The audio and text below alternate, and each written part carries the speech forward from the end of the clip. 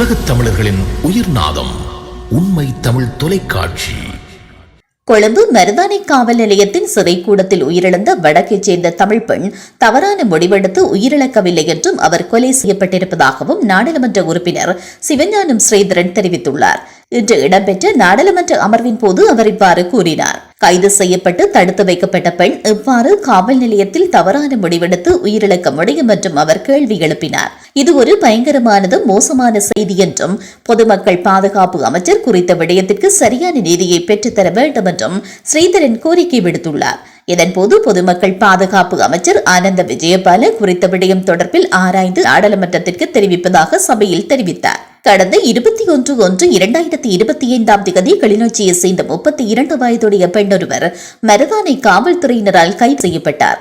இவ்வாறு கைது செய்யப்பட்ட பெண் நேற்றைய தினம் அதிகாலை காவல்துறை சிறைக்கூடத்தில் வைத்து தவறான முடிவெடுத்து உயிரிழந்ததாக காவல்துறையினர் தெரிவித்தனர்.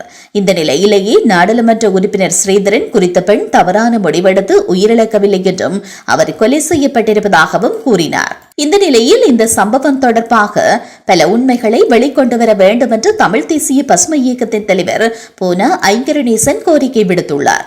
மருதானை போலீஸ் நிலையத்தில் தமிழ் பெண் உயிரிழந்தமை தொடர்பாக ஐங்கரநேசன் விடுத்துள்ள செய்தி அறிக்கையிலேயே அவர் இவ்வாறு கூறியுள்ளார். மருதானை காவல்துறையினர் இந்த மரணத்தை தற்கொலை என்று தெரிவித்துள்ளதோடு கஞ்சா வைத்திருந்ததாலேயே கைது செய்யப்பட்டுள்ளார் என்றும் தெரிவித்தனர்.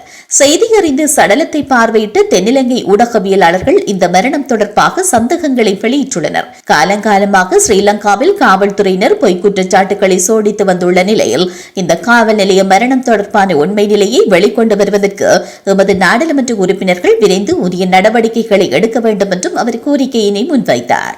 உலகத் தமிழர்களின் உயிர்நாதம் உண்மை தமிழ் தொலைக்காட்சி.